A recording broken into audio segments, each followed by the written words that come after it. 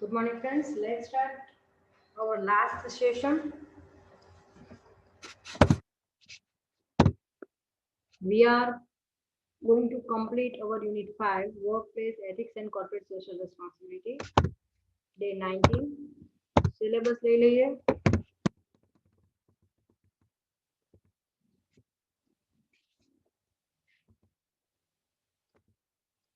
We have completed the following topics: introduction, discrimination and harassment in the workplace, affirmative actions and reverse discrimination, equal employment opportunity, performing a preferential hiring, meaning of CSR. આટલું આપણે complete કર્યું.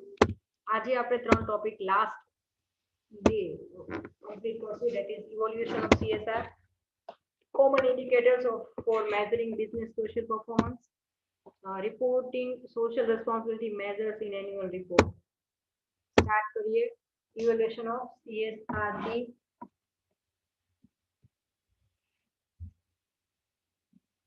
Reference book તરીકે આપણે use કરી રહ્યા છીએ C Jonas and કંપનીની ethics and corporate social responsibility TY BBA semester 5 last unit page number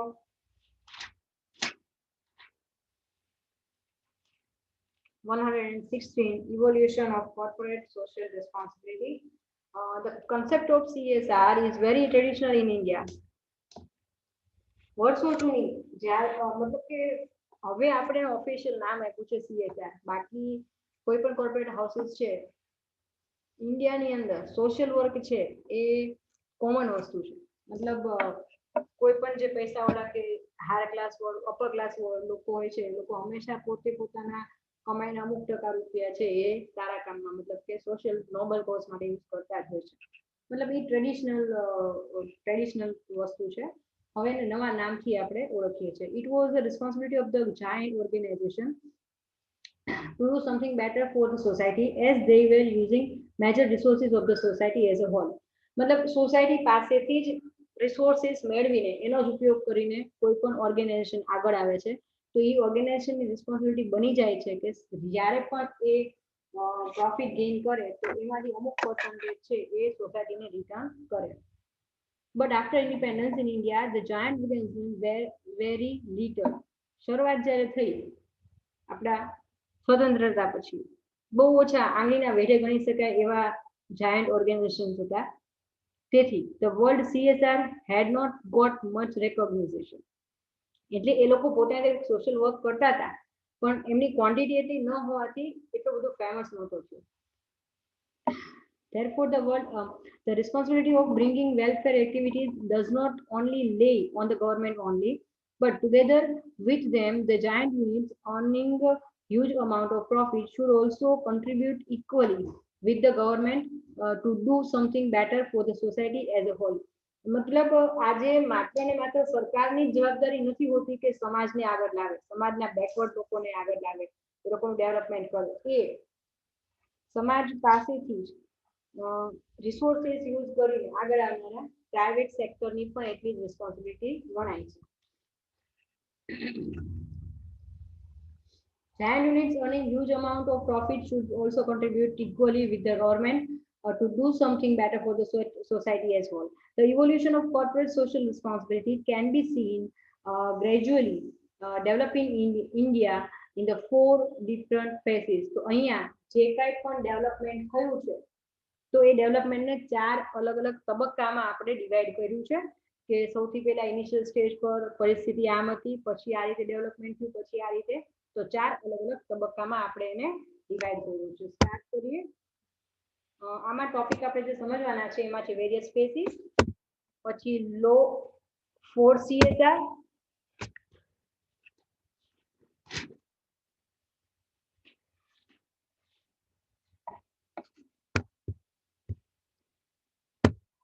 various faces, પછી સેકન્ડ આવશે લો ફોર CSR એના માટેના કાયદાઓ, અને last important developments in CSR.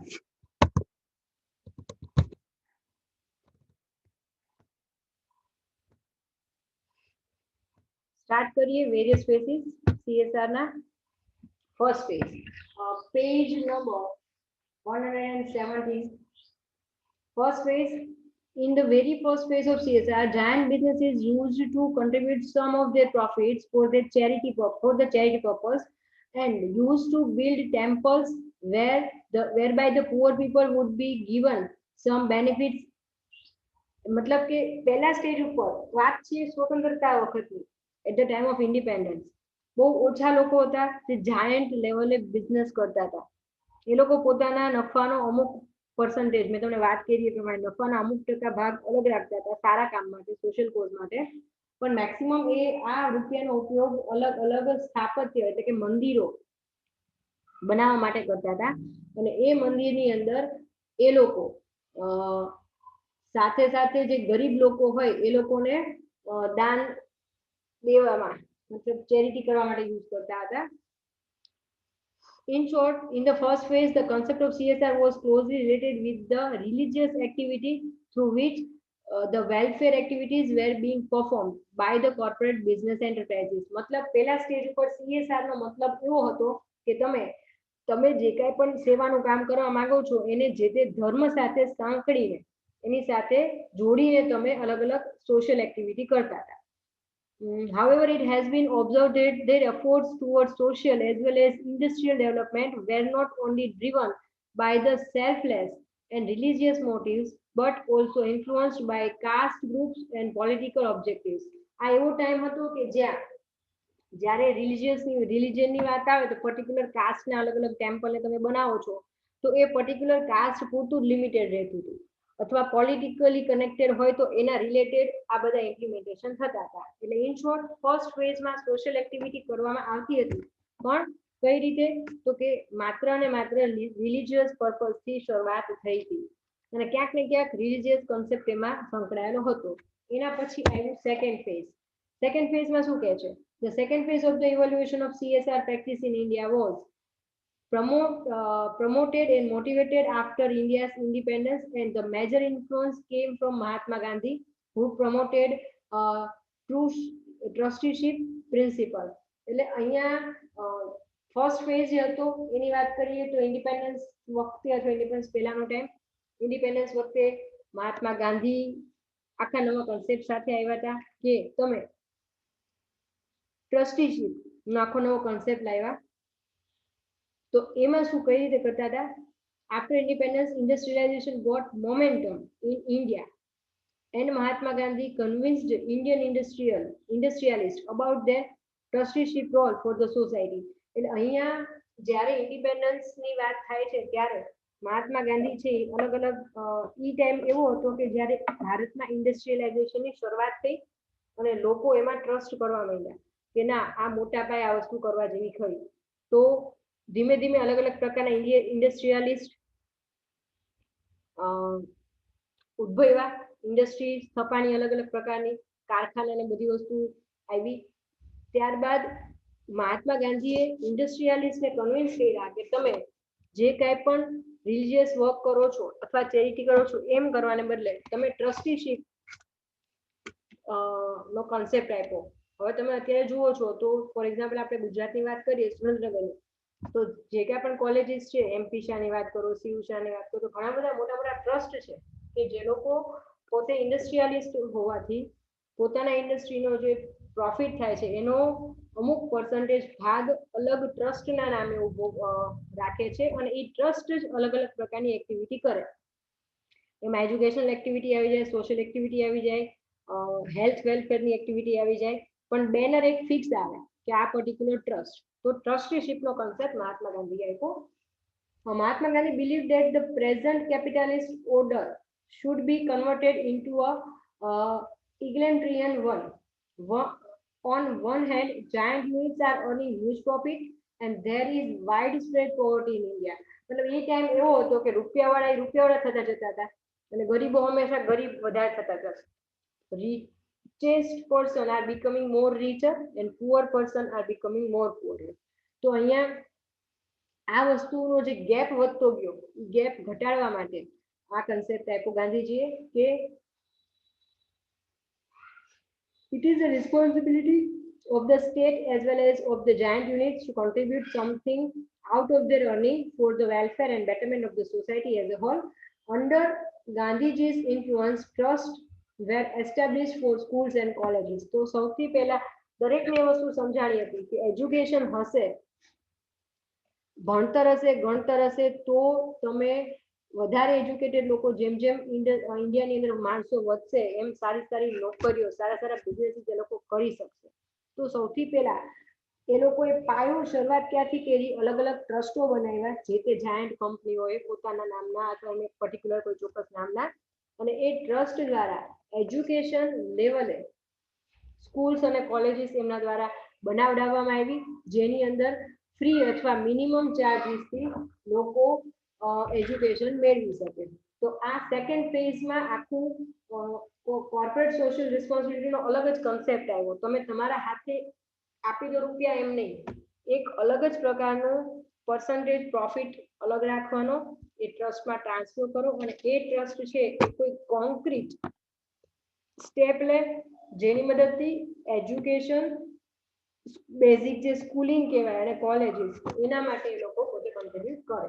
Third phase એના પછી ત્રીજું લઈ લઈએ તો during the third phase of CSR practice some rules and regulations were framed for the public sector units under the Companies Act 1956. અહીંયા થર્ડ ફેઝ ની અંદર આપણો કંપની ધારો આવ્યો 1956 નો, જેની અંદર અલગ અલગ પ્રકારના તમને કાયદા આપવામાં આવ્યા કે આનું તમારે પાલન કરવું જરૂરી છે. As the industrialization process of country was expanding expectedly, but the norms of corporate social responsibility were strengthened and voluntary. તો અહીંયા કંપનીનો ગ્રોથ ઇનિશિયલ સ્ટેજથી આગળ વધીને ડેવલપિંગ સ્ટેજ પર આવી ગયું, પણ હજી સોશિયલ રિસ્પોન્સિબિલિટીને કમ્પલસરી નથી કહેવામાં આવ્યું, એ હજી પણ વોલેન્ટરી સ્ટેજ પર જ હતું. મતલબ તમને ઈચ્છા થાય એટલી રૂપિયા એટલા અમાઉન્ટ ઓફ મની તમે સોશિયલ કોઝ માટે વાપરી શકો. Therefore, the effectiveness of the actions were not actually realizing in the economy. मतलब કે in short જેટલા percentage કામ થવું જોઈએ એની જેટલી ઇફેક્ટ પડવી જોઈએ CSR ની કંપની લેવલે એટલી હજી એની અસર થતી નહોતી, અને નાના હજી બધું ઇનિશિયલ સ્ટેજ પર જ હતું, હજી લોકો પોતાના પ્રોફિટનો એટલો પર્સન્ટેજ કોન્ટ્રીબ્યુટ નહોતા કરતા, એટલે જે ઇકોનોમી પર એની અસર થવી જોઈએ હજી દેખાતી નહોતી. Therefore, during the time 1960 to 1980, legislature was passed for the incorporation of CSR practice for the giant firm. In 1965, Indian academician, politicians and businessmen set up a national workshop on CSR aimed at reconciliation. અને 1960 થી 80 ની અંદર અલગ અલગ પ્રકારના જે બંધારણમાં લેજિસ્લેચર અલગ અલગ પ્રકારના કાયદાઓ છે પાસ કરવામાં આવ્યા, જેનાથી કોર્પોરેટ સોશિયલ રિસ્પોન્સિબિલિટી છે જાયન્ટ ફર્મ માટે શું એના કાયદા હોવા જોઈએ એના માટે અલગ અલગ બિઝનેસ મીટિંગ લેવામાં આવી. અને 1965 ની અંદર ઇન્ડિયાની એકેડેમિશિયન, politician and businessman set up a national workshop. અલગ અલગ એક્સપર્ટીઝ બધા ભેગા મળીને વર્કશોપ આપણે વર્કશોપનું આયોજન કર્યું, જેની મદદથી એક તમે કોન્ક્રીટ પોલિસી ડેવલપ કરી શકો. They emphasized upon transparency, social accountability and regular stakeholder dialogue. તો અહીંયા એ લોકો એમાં હંમેશા બને ત્યાં સુધી ટ્રાન્સપરન્સીનો આગ્રહ રાખ્યો, ભાર રાખ્યો, સોશિયલ અકાઉન્ટેબિલિટી સમાજ પ્રત્યે તમારી જે રિસ્પોન્સિબિલિટી છે એને એક્સેપ્ટ કરતા શીખો, નિભાવતા શીખો, એ નક્કી કરતા શીખો કોની કેટલી જવાબદારીઓ છે, અને જે સ્ટેક હોલ્ડર છે એને પણ ધ્યાનમાં રાખવાની વાત અહીંયા પહેલી વખત થઈ. In spite of such attempts, the CSR could not be recognized expectedly in India. આટલા બધા પ્રયત્નો થવા છતાં હજી જે લેવલે એક્સેપ્ટન્સ થવું જોઈએ, જે લેવલે પરફેક્ટ કોન્ક્રીટ એક ફોર્મ મળવું જોઈએ એ હજી CSR ને મળ્યું નહોતું. ત્યારબાદ આવ્યું ફોર્થ સ્ટેજ, પેજ નંબર 118.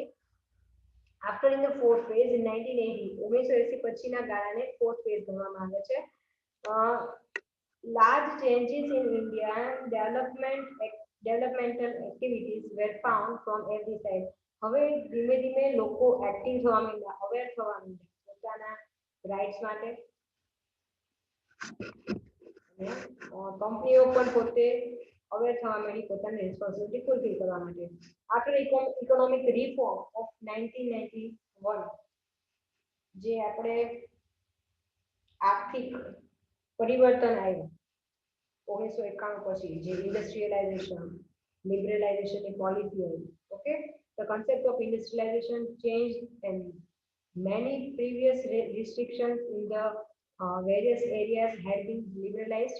मतलब જે જગ્યાએ ગવર્મેન્ટનું પોતાનું મતલબ હોલ્ડ હતું એમાં ઘણી બધી જગ્યાઓમાં પ્રાઇવેટ કંપનીઝને એ લોકોએ પરમિશન આપી, એટલે કે લિબરલાઇઝેશન અને ઇન્ડસ્ટ્રીયલાઇઝેશનને મેક્સિમમ એ લોકોને છૂટ આપવામાં આવી કે એ લોકો પોતે ડેવલપ કરે.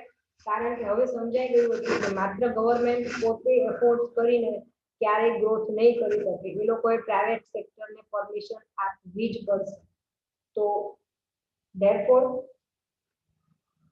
Indian industrialists witnessed a large scope of expanding their businesses and in earning huge profit. With the expansion of industries in India, the challenges were also to be faced by the society, and therefore the concept of not only development but of sustainable development emerged in India.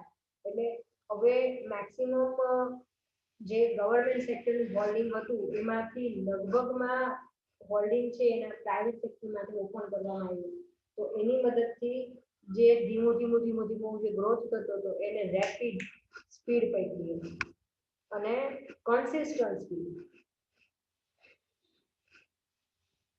The concept of the CSR practice in associated with sustainable development in the present time period, અત્યારના સમય દરમિયાન બહુ વ્યવસ્થિત planning સાથેની CSR practice થઈ રહી છે. It has become the responsibility of the giant unit to focus more and more on the CSR together with serving their economic concerns. मतलब પોતાનો ઇકોનોમિક બેનિફિટ મેળવવાની વાત ધ્યાનમાં રાખીને સાથે સાથે કંપનીઓ પોતે અવેર થઈ છે અને ફૂલફિલ કરવાનો 100% પ્રયત્ન કરે છે પોતાની corporate social responsibility. For the purpose of CSR practice to be effective, some specific rules and regulations have also been framed. અને એના માટે અલગ અલગ પ્રકારના રૂલ્સ પણ બનાવવામાં આવ્યા છે. So next we will do laws for CSR. Same page number 118 છે, laws for CSR. Under the Companies Act 2013, any company having a net worth of ₹500 crore or more, or turnover of ₹1,000 crore or more, or a net profit of ₹5 crore or more, has to spend at least 2% of the last 3 years average net profit on CSR. હવે 2013 નો જે latest આપણો company ધારો છે એમાં compulsory કહેવામાં આવ્યું છે એવી કોઈ પણ કંપની કે જેની નેટ વર્થ 500 કરોડ અથવા એનાથી વધારે હોય અથવા ટર્નઓવર 1000 કરોડથી વધારે હોય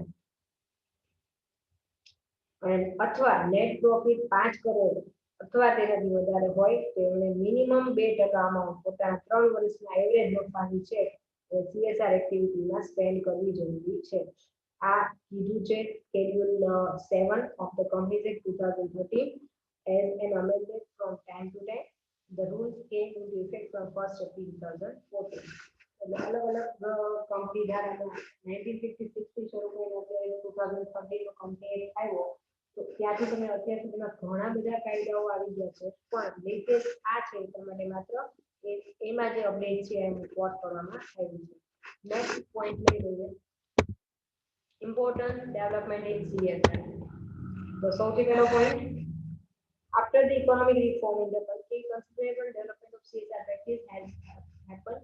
The responsible reason for the development of CSR practice in India can be enumerated as follows.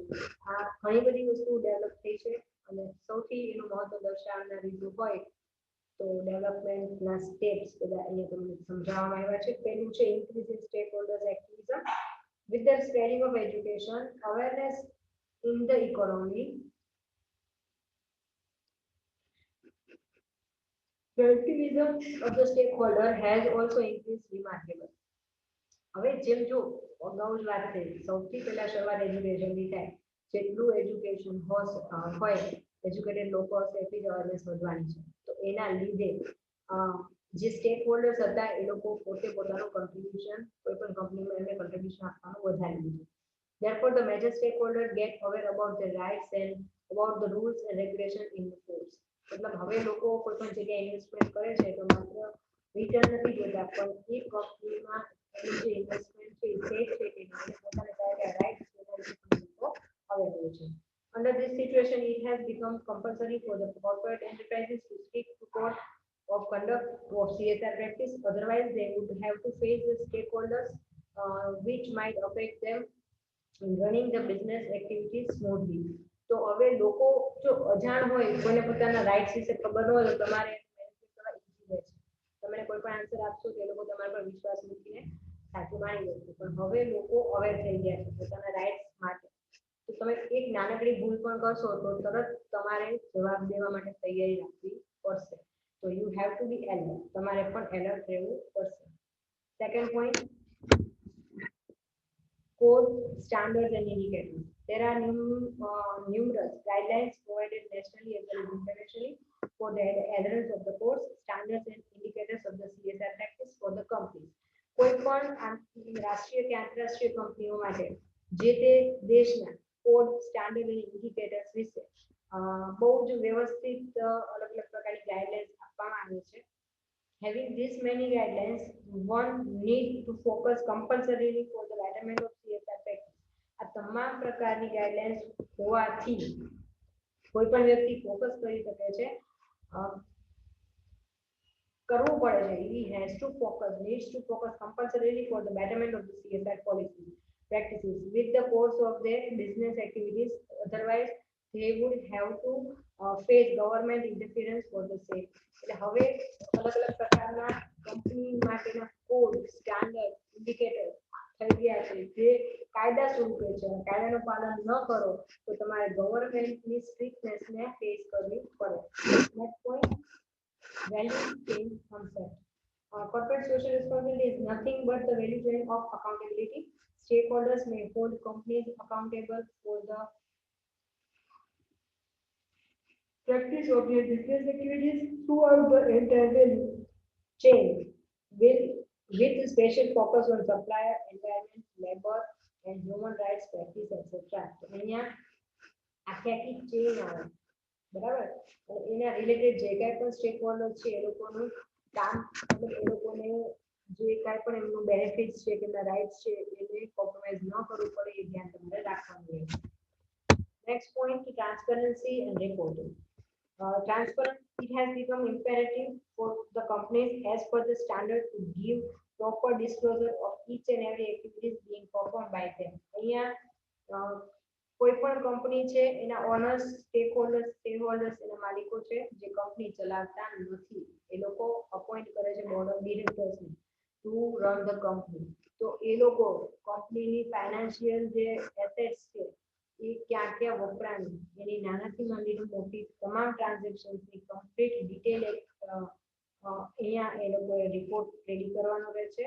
અને હવે લોકો પણ હવે ક્યાં છે કે ધીસ આર અવર રાઇટ્સ, અમને આ જાણવાનો અધિકાર છે. It is mandatory for the companies to report them to various regulatory authority from time to time. અને સમય સમય આના રિલેટેડ અલગ અલગ પ્રકારના રિપોર્ટ કંપનીએ તૈયાર કરવા પડે છે. The importance of transparency and reporting the practice of CSR will become regular activity of the company and not a company. No company can get escape from their responsibility. અને ધીમે ધીમે તમામ પ્રકારના રિપોર્ટ્સમાં ટ્રાન્સપરન્સી રાખવી એ જરૂરી છે. અને આ એક સ્પેશિયલ પ્રોસેસને બદલે રૂટીન પ્રોસેસ તરીકે તમારે ગણવાનું છે. અને ક્યારે પણ કોઈ પણ પ્રકારના રિપોર્ટ છે કંપની પાસેથી માંગવામાં આવે તો તમામ પ્રકારની ઇન્ફોર્મેશન કંપની પાસે મોજૂદ હોવી, અપડેટેડ હોવી જરૂરી છે. Next point, CSR and corporate governance.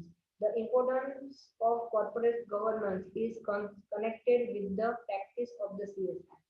Page number 120 પર છે આપણે. Point number 5, CSR activities have begun to stress the need of board and management accountability, governance and decision-making process so that the effective of the business enterprise can be released. તો અહીંયા CSR CSR એટલે corporate governance જે છે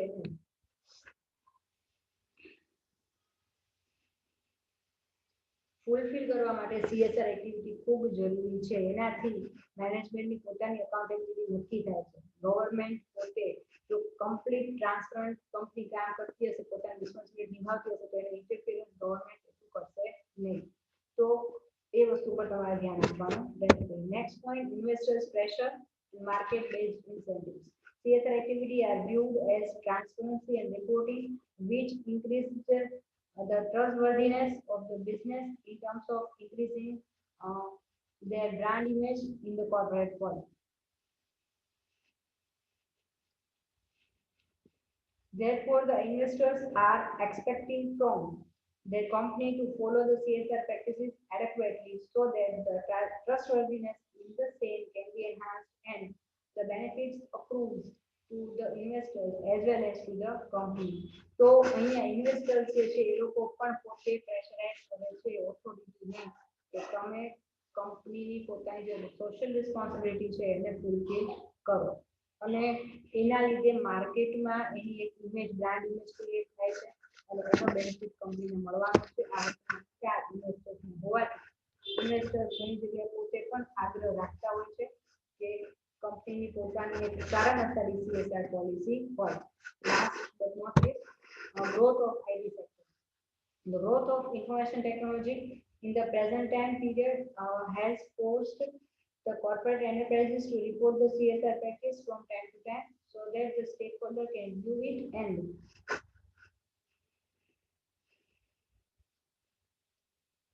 can take the decisions related to the investment of their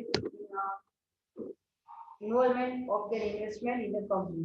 Thus, the evolution of CSR practice in the country is very traditional, but there have been conceptual changes over a time period, and as the need of CSR has also increased remarkably. In short, IT sector na growth ની સાથે સાથે evolution પણ ખૂબ મહત્વનું થયું છે. CSR ના વર્ષોથી આપણે CSR એક્ટિવિટી કરતા રહ્યા છીએ, પણ હવે એને અલગ સ્વરૂપ સાથે નવા કહેવાય ને રંગરોગાન સાથે વરસ પતે વરસ નવું આવતું એટલે કે ગમે કે નવા રંગરોગાન નવા વસ્તુ સાથે કરે રિનોવેટ કરે. ટ્રેડિશનલી તો આપણે વર્ષોથી કરતા રહ્યા છીએ સિમ્પલ વર્ક, નોબેલ વર્ક, પણ હવે with the help of rules and regulation તમારે આ એક્ટિવિટી કરવાની રહે છે. હવે આપણે આજના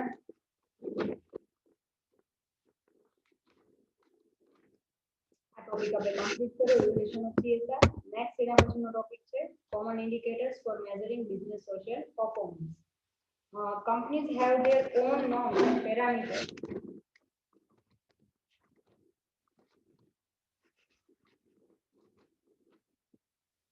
for evaluating their success and development in the terms of achieving the target. તો અહીંયા કંપનીના પોતાના જ અલગ અલગ પ્રકારના સિદ્ધાંતો અને માપદંડો હોય છે નક્કી કરવા માટે કે કંપનીએ કેટલું પોતે સેટ ટાર્ગેટ કર્યા છે અચીવ કર્યા છે. There are key performance indicators KPI કહેવામાં આવે છે. Different departments of the company might have their own KPI to measure their achievement in the terms of meeting target and achieving goals.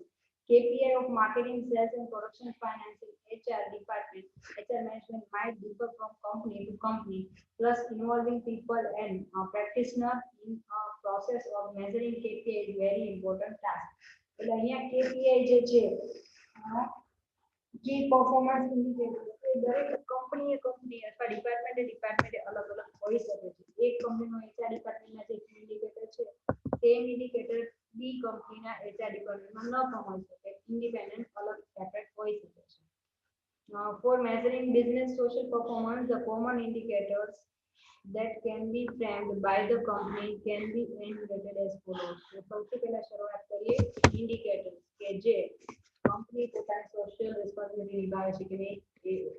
Indicators એટલે એવા માપદંડ એવા બાબતો કે જેના પરથી તમે નક્કી કરો છો કે કંપની પોતાની રિસ્પોન્સિબિલિટી નિભાવે છે કે નહીં. સૌથી પહેલું છે mission, vision and value statement.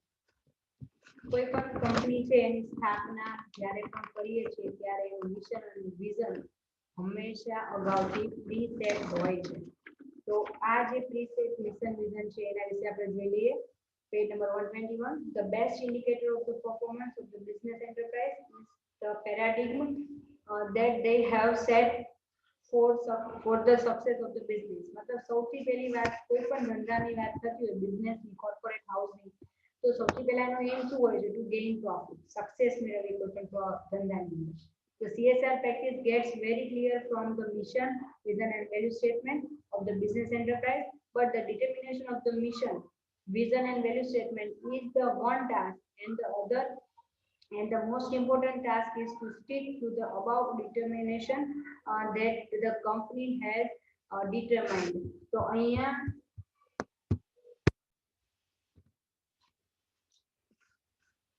but the determination of the mission, vision and value statement is one task and the other and most important task is to stick to the above determination that the company has determined. અહીંયા mission vision કે value statement નક્કી કરવું એક બાબત છે અને એને implement કરવું અને કંપની એક વખત એસ્ટાબ્લિશ થઈ જાય અને પછી જ્યારે કંપની નોર્મલ मतलब વર્કિંગ કરતી હોય ત્યારે એ જ મિશન અને વિઝન અને વેલ્યુ સ્ટેટમેન્ટને વળગી રહેવું એ બંને અલગ બાબત છે. પણ જો એને આપણે સ્ટીક રહીને કંપનીના authorise person board of directors કામ કરશે તો એ ઇન્ડિકેટર સાબિત થઈ શકે છે. સેકન્ડ પોઈન્ટ લઈ લઈએ, plan versus performance.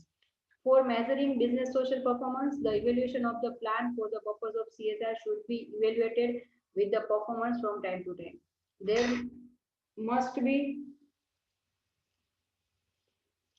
commitment to close the gap between what the company says and the reality of its actual performance. એટલે કહેવાનો મતલબ એવો છે તમે ઘણી વખત વાતો બહુ મોટી મોટી હોય કે ને નામ બળે દર્શન ખોટે એવું ન હોવું જોઈએ. કંપનીએ પ્લાન બહુ સારા સારા બનાવ્યા હોય પણ જ્યારે એકચ્યુઅલ રિયલમાં એને ઇમ્પ્લિમેન્ટ કરવાનું હોય તો મે બી એ લોકો ઘણા બધા હર્ડલ્સ ફેસ કરી શકતા હોય કરતા હોય અને જે રિયલ પરફોર્મન્સ થવું જોઈએ પ્લાનિંગ જેટલું એ રિયલમાં ન હોય. તો રિયાલિટી એન્ડ ઇમેજિનેશન જે આપણે પ્લાન કર્યું છે અને પરફોર્મન્સ આ બે વચ્ચેનો ગેપ જેટલો ઓછો એટલું જ ઇન્ડિકેટર એ સારું ગણાશે. Goals and aspirations should be ambitious, but care should be exercised so that the company says what it means and means what it says. मतलब કથની અને કરણીમાં ફેર ન હોવો.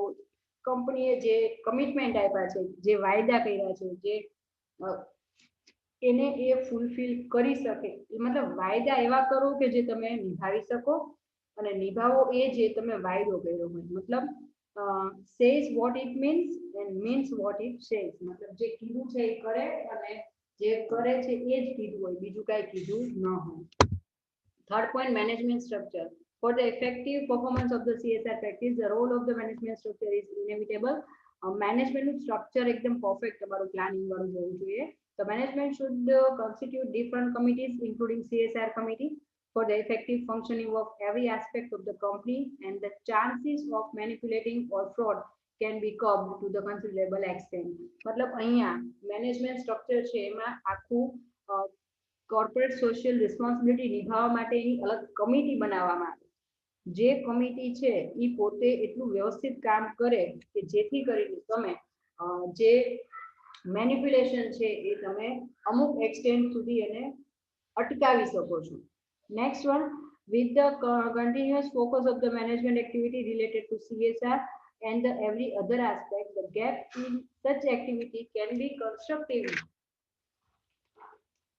filled and the performance can be better and better day by day. मतलब અહીંયા તમે જો planning અને management structure જેવું સરસ કરશો તમે તો જે તમે ગોલ સેટ કર્યો છે ગોલ અચીવ કરી શકશો અને ડે બાય ડે જે ગેપ છે એ તમે ફીલ કરી શકશો અને પરફોર્મન્સ બેટર અને વધુ બેટર થતું જશે.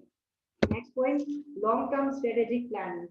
CSR is the long term and continuous process. અહીંયા કોઈ જ એવું નથી કે તમે એક દિવસમાં તારા તોડી આવો. मतलब અહીંયા હંમેશા મિશન વિઝન કે વેલ્યુ સ્ટેટમેન્ટની વાત હોય તો એ લોંગ ટર્મ જ હોય છે લાંબા ગાળાની જ વાત હોય છે. તો એના માટે અહીંયા પણ કોર્પોરેટ સોશિયલ રિસ્પોન્સિબિલિટી નિભાવવા માટે પણ તમારે લોંગ ટર્મ સ્ટ્રેટેજિક પ્લાનિંગ વ્યૂહાત્મક આયોજન તમારે લાંબા ગાળાનું કરવું પડશે. CSR is a long term and continuous process. Therefore, management should incorporate the concept of the CSR in their strategic planning and should make necessary amendments whether strategic or regulatory from time to time. मतलब समय समय પોતાની પોલિસીમાં જરૂરી સુધારા વધારા કરવાના, planning પ્રમાણે implementation કેટલા પર્સન્ટેજ થયું, કયા કયા કહેવાય ને કે લીક મતલબ કઈ કઈ જગ્યાએ લૂપ હોલ્સ રહી ગયા છે, how to fill that loop holes. The benefits of CSR practice can only be released if it has the long-term objectives, because if it incorporates the process for the long run, then only the actual realization in the social society can be gained. તો અહીંયા benefit ત્યારે જ તમને મળશે જો તમે એને લાંબા ગાળા માટે પ્રોપર પ્લાનિંગ સાથે ઓબ્જેક્ટિવ સાથે તમે એને ઇન્કોર્પોરેટ કરશો. Next point, general accountability. For the better indication of the business social performance, the general accountability of the business plays a very important role. કોઈ પણ better indication business social performance, the general accountability of the business plays very important role. If the decentralization of the authority is appropriately accorded by the management, the effectiveness of every function in the management can be successfully performed, which enhances the responsibility measures for the business. मतलब અહીંયા સેન્ટ્રલાઇઝેશન ને decentralisation ની વાત થાય છે. કોઈ પણ વસ્તુનું સેન્ટ્રલાઇઝેશન ન કરતા અલગ અલગ વર્ષોને અલગ અલગ પ્રકારની રિસ્પોન્સિબિલિટી તમે એને આપશો અને એ રિસ્પોન્સિબિલિટી ફૂલફિલ કરવા માટે એને મિનિમમ જે રિક્વાયર્ડ ઓથોરિટી છે એ પણ તમારે હેન્ડઓવર કરવી પડશે.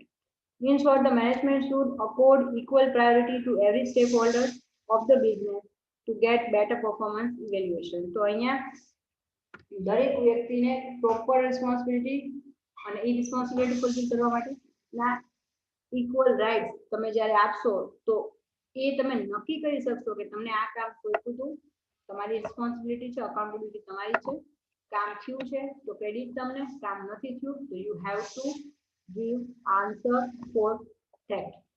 Next point, employee recognition and rewards. The employee of the organization should be treated as an asset rather than liability. કોઈ પણ એમ્પ્લોયી ને એસેટ તરીકે ગણવું, જવાબદારી નહીં. એમ્પ્લોયી એકમાત્ર એવી એસેટ છે મેન પાવર. આપણે 6M ભણવામાં આવી ગયા, ડોક્ટર જોર્જા ટેરી આપ્યા હતા, બરાબર. તો 6M માં મેન પાવર એક જ એવું છે કે જેનું તમે કેપેબિલિટી 0% ઈ ધારે તો 0% કોન્ટ્રીબ્યુશન આપી શકે, ધારે તો 200% પોતાનું કોન્ટ્રીબ્યુશન કંપનીના ગ્રોથમાં આપી શકે છે. તો અહીંયા એને લાયબિલિટી ગણવાને બદલે આપણે એસેટ તરીકે ગણશું. An organization should consider that the employee satisfaction puts the lasting impression on the social performance of an organization. For this reason, the recruitment, promotion, demotion practice of the business should not be discriminatory, and rights of every employee should be protected as adequately as possible by the management. The arrangement in the organization should be such that the employees tends to engage in the behavior that is recognized and rewarded and avoid behavior that is penalized. તો અહીંયા arrangement એવી હોવી જોઈએ કે employee પોતે ખબર હોય ને પડે કે હું આવું બિહેવિયર કરીશ તો મને રિવોર્ડ આપવામાં આવશે અને આવું બિહેવિયર કરીશ તો મને પેનલાઇઝ કરવામાં આવશે, મતલબ મને સજા આપવામાં આવશે અને એ પ્રમાણે કરવામાં પણ આવે, જેથી કરીને લોકો એવા કામ કરે કે જેનાથી આપણે એમને રિવોર્ડ આપીએ, નહીં કે આપણે એમને પેનલ્ટી આપીએ.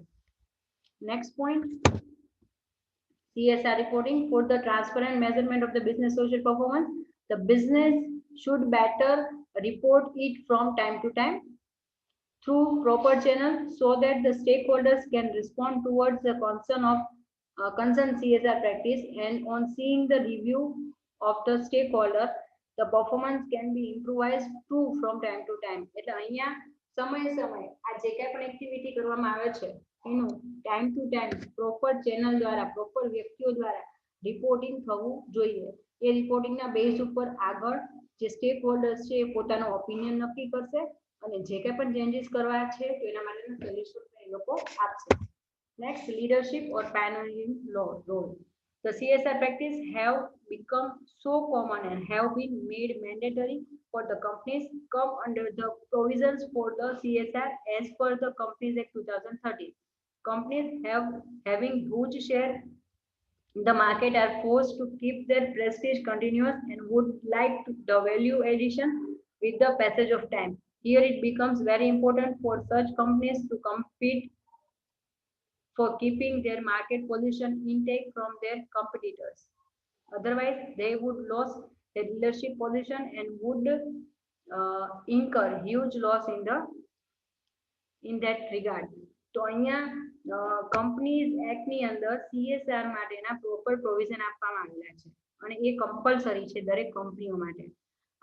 એવી કંપનીઓ કે જેને માર્કેટમાં ખૂબ મોટો શેર છે, મતલબ જાયન્ટ કંપનીઝ છે, એ લોકોએ પોતાની પ્રેસ્ટીજ સાચવવા માટે અને એને મેન્ટેન કરવા માટે અલગ અલગ પ્રકારના વેલ્યુ એડિશન એને કરવા પડે છે સમયે સમયે. અને એ ખૂબ મહત્વનું રહેશે કોઈ પણ કંપની માટે, કારણ કે માર્કેટમાં પોતાની કન્ડિશન પોઝિશનને જાળવી રાખવા માટે અને પોતાના કોમ્પિટિટર્સની સામે સર્વાઈવ કરવા માટે એમણે અલગ અલગ પ્રકારની એક્ટિવિટીઝ કરતા રહેવું પડે છે. અધરવાઇઝ એમનું જે પોઝિશન છે મેઇનલી લોકો ગુમાવે. Thus, the indicators for the business social performance provides insight for the business to either improvising the performance or expand the social performance for long-term interest of the business organization. આપણે આ topic અત્યારે complete કરીએ છીએ.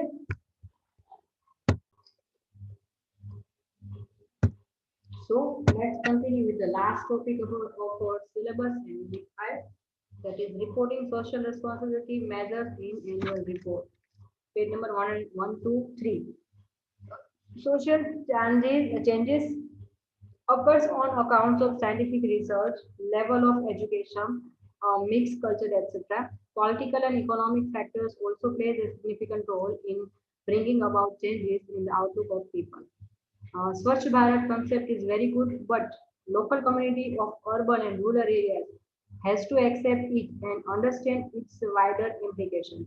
એટલે અહીંયા જે કંઈ પણ આપણે સોશિયલ એક્ટિવિટીઝ કરીએ છીએ એ ત્યાં સુધી નહીં ઇમ્પ્લિમેન્ટ થાય જ્યાં સુધી રૂરલ અને અર્બન લેવલે લોકો એને એક્સેપ્ટ નથી કરતા.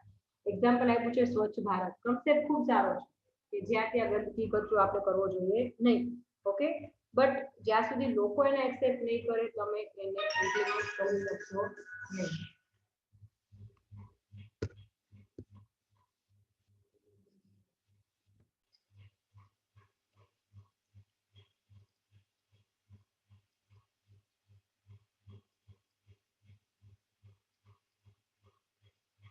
Government undertakes a number of programs for the development of a needy and developing community. Here, industry sponsored projects might get higher value attached to it because industry can spare manpower and money. At the same time, qualified and competent staff of the industry can work with people of the nearby community and get them involved in the work. Make them realize that each program is a joint endeavor between industry and people residing in the nearby vicinity of the industry. मतलब અહીંયા તમારે industry જે જગ્યાએ આવેલી છે ત્યાં આજુબાજુ રહેતા લોકોને સાથે મળીને અલગ અલગ પ્રકારના સોશિયલ કામ કરવાના, એ લોકોનું ગ્રોથ અને ડેવલપમેન્ટ થાય એના માટેના તમારે પ્રોગ્રામ્સ કરવાના. The dynamic changes in social environment cannot become a simple mathematical equation. આ એક સાદી વાત નથી, મતલબ x + 2 + 2 = 4 આવું સિમ્પલ મેથેમેટિકલ ઇક્વેશન નહીં ગણાય. લોકોને કનેક્ટ કરવાના, લોકોને એડ કરવાના એ એક ડિફિકલ્ટ ટાસ્ક છે.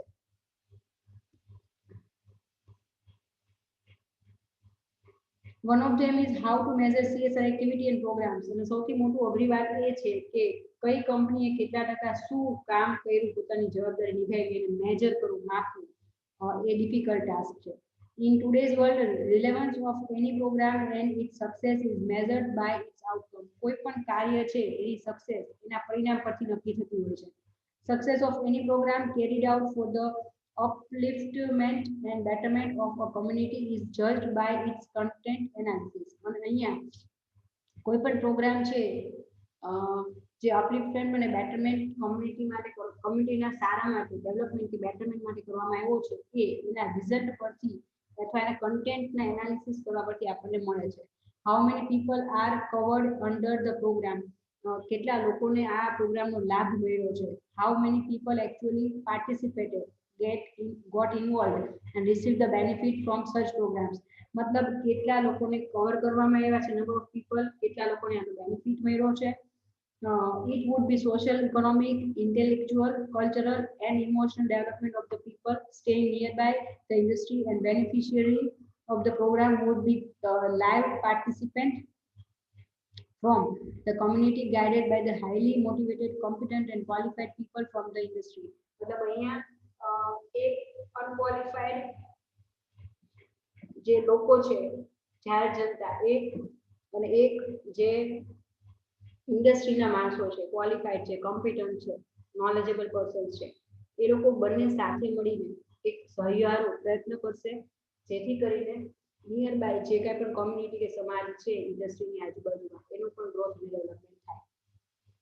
Such programs may generate employment for people residing in the vicinity of the industry. मतलब આવા પ્રોગ્રામ્સથી તમે અલગ અલગ લેવલે એમ્પ્લોયમેન્ટ પણ જનરેટ કરી શકો છો એવા લોકો માટે કે જે તે ઇન્ડસ્ટ્રી જ્યાં છે એ સિટીની આજુબાજુ રહેતા હોય. Corporate CSR and corporate sustainability report are very important. ખૂબ મહત્વના છે.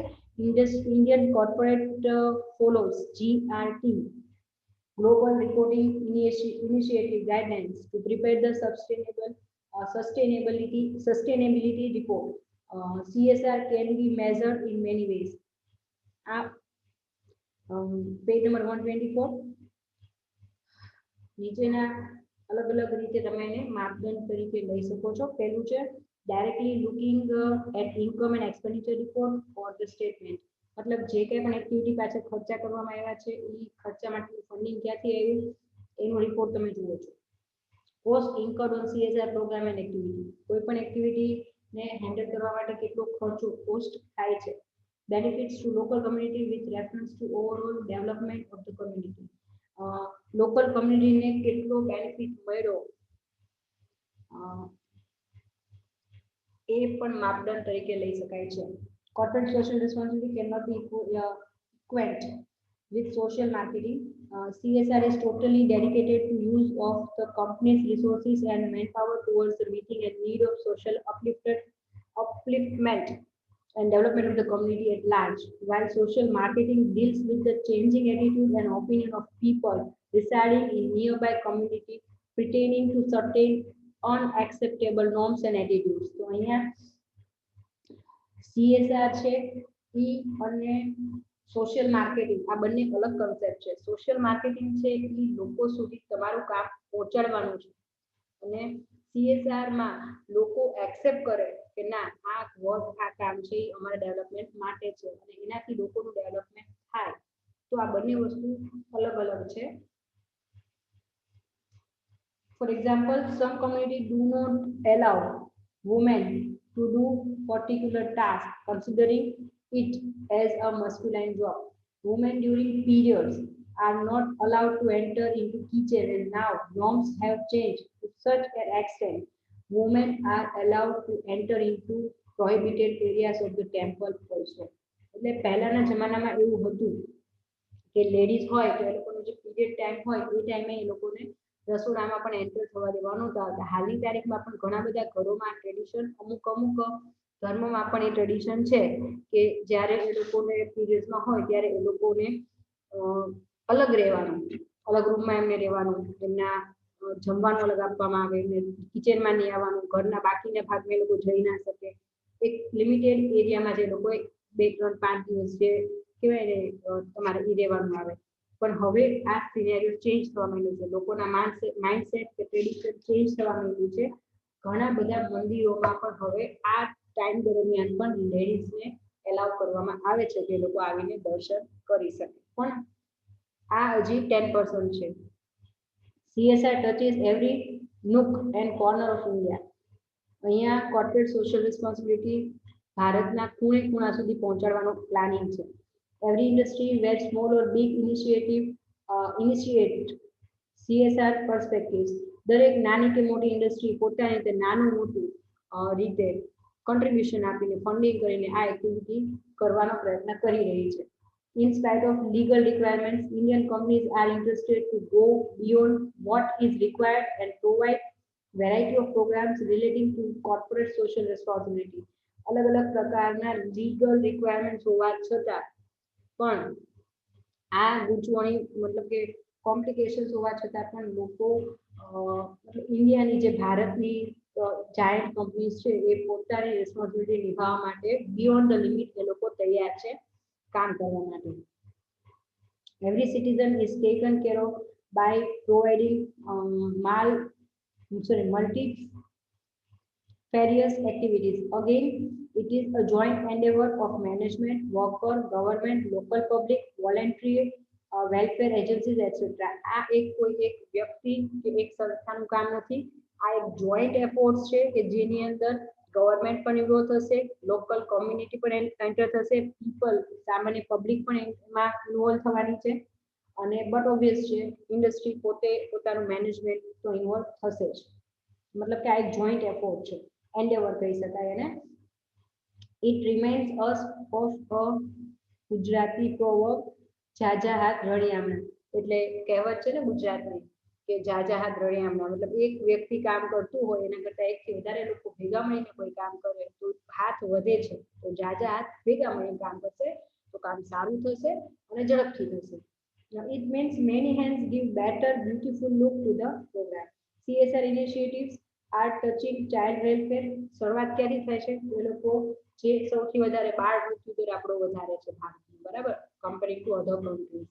તો ચાઇલ્ડ વેલફેર માટે યુથ વેલફેર યુવાનો છે, સૌથી વધારે જો યુવા હોય 33.33%, તો ભારત દેશ છે કે જેની જે પોપ્યુલેશન છે ને 33.33% યંગ જનરેશન છે.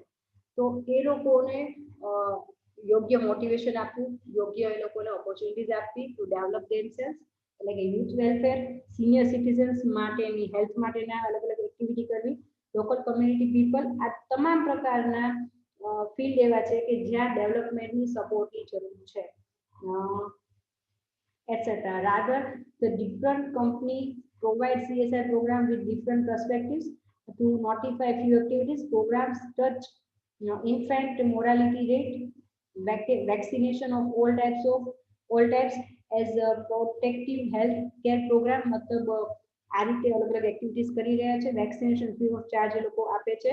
હોસ્પિટલાઇઝેશનની ફેસિલિટી ઘણી બધી કંપનીઓ છે, ટાટા, તો ટાટાની પોતાની અલગ અલગ હોસ્પિટલ્સ છે, રિલાયન્સ છે, તો એ લોકો અલગ અલગ અંતરિયાળ ગામડાઓમાં જઈને ફ્રીમાં એ લોકો સ્કૂલ બંધાવી દે છે, અથવા સ્કૂલ હોય તો એમાં ઇન્ફ્રાસ્ટ્રક્ચર ફેસિલિટી એ લોકોને પ્રોવાઈડ કરે છે, બેન્ચીસ હોય, બ્લેકબોર્ડ હોય, અથવા બીજી કોઈ પણ પ્લેગ્રાઉન્ડ જેવી કોઈ ફેસિલિટી. તો આ રીતે એ લોકો ત્યાંની લોકલ કોમ્યુનિટીના ડેવલપમેન્ટ માટે હેલ્પફુલ થાય છે. હેલ્થ કેર પ્રોગ્રામ અલગ અલગ ટાઈમે આયોજન કરવામાં આવે છે. Hospitalisation, community development, providing knowledge about the government aids for healthy hygiene and schooling, etc. તો અહીંયા સ્વચ્છતા માટે અવેરનેસ કરવી, એજ્યુકેશન માટે એ લોકોને હેલ્પફુલ થવું, તમામ પ્રકારના અલગ અલગ પ્રકારના ઇનિશિયેટિવ, પ્રોગ્રામ્સ, પ્લાનિંગ સાથે મોટી મોટી જાયન્ટ કોર્પોરેટની સંસ્થાઓ પ્લાન સાથે ઇમ્પ્લિમેન્ટ કરે છે. Right from Swachh Bharat mission to toilet training and building toilets even in a remote areas and providing knowledge about the cleanliness, personal hygiene, moral and social hygiene, etc. Almost all the companies in India provide excellent CSR initiatives. હવે almost તમામ ભારતની કંપનીઓ છે, મૂળ ભારતીય હોય કે વિદેશી હોય, એ લોકો પોતાની અલગ અલગ લેવલે ખૂબ જ સારું કોન્ટ્રીબ્યુશન આપી રહી છે અત્યારના સ્ટેજ ઉપર. એમાં એક્ઝામ્પલ આપ્યું છે સ્વચ્છ ભારત મિશન. એ સિવાય અત્યાર સુધી ગામડાના અંતરિયાળ વિસ્તારોમાં ટોયલેટ કલેક્ટિંગ માટે લોકો ગામની બહાર જે કુદરતી હાજતે જતા, તો એની જગ્યાએ એક નવો કોન્સેપ્ટ આવ્યો કે તમારું એક નાનકડું ઘર હોય ને ઘરની અંદર જ તમને ટોયલેટ બનાવી દેવામાં આવે. તો સરકારની આવી અલગ અલગ બધી યોજનાઓ છે, યોજનાઓ અંતરિયાળ ગામડાઓ સુધી પહોંચે અને એને ઇમ્પ્લિમેન્ટ કરવા માટે ક્યાંક ફંડિંગની જરૂર હોય તો પ્રાઇવેટ સેક્ટર કંપનીઓ એમાં પાર્ટિસિપેશન કરે છે. In short, hygiene, cleanliness, awareness, એના માટેની અવેરનેસ, લેડીઝ હોય તો એ લોકોના હેલ્થ માટેના અલગ અલગ જે જરૂરી પગલાઓ છે એમને સમજૂતી આપી, પહેલા તો અવેરનેસ ઊભી કરવી અને પછી એ લોકોને એક્સેપ્ટ કરતા કરવા કે ના, તમારે વોશરૂમ જવું હોય તો તમારે ઘરની બહાર ક્યાંય બીજે જવાના બદલે ગામડામાં એની જગ્યાએ તમારા ઘરમાં જ જો એ વસ્તુ હશે તો તમારા ઘરની લેડીઝ છે સેફ રહેશે. એ સિવાય હાઇજીન છે એ પણ જળવાય છે. જેટલું હાઇજીન સારું એટલું જ ઘરના તમામ લોકોની જે સ્વાસ્થ્ય છે એ જળવાય છે. ઇન શોર્ટ, આ તમામ પ્રકારની અવેરનેસ એ નાની સૂની વાત નથી અને એ કરવા માટે એક બે વ્યક્તિ ન કરી શકે. એના માટે ટીમ વર્ક જ જોઈએ. એમાં માટે ગવર્મેન્ટનું ઇન્વોલ્વમેન્ટ જરૂરી છે, પબ્લિકનું ઇન્વોલ્વમેન્ટ જરૂરી છે. નાનાથી માંડીને મોટા તમામ લેવલે બધા જ લોકોને સાથે જોડીને કામ કરવું, એ જવાબદારી અત્યારે અલગ અલગ પ્રકારની કોર્પોરેટ હાઉસીસ છે, જાહેર હાઉસીસ એ લોકો નિભાવી રહ્યા છે અને ખૂબ સારું કામ કરી રહ્યા છે. બસ હવે આજે આપણે આજે આ સબ્જેક્ટ ટાઇટલ પૂરું કરતા યુનિટ પણ પૂરું થાય છે અને આજનો સબ્જેક્ટ પણ આપણે કમ્પ્લીટ કરીએ છીએ. તમને કોઈ પણ યુનિટમાં કોઈ પણ ક્વેરી હોય તો તમે કોન્ટેક્ટ કરી શકો છો. All the best for the exam.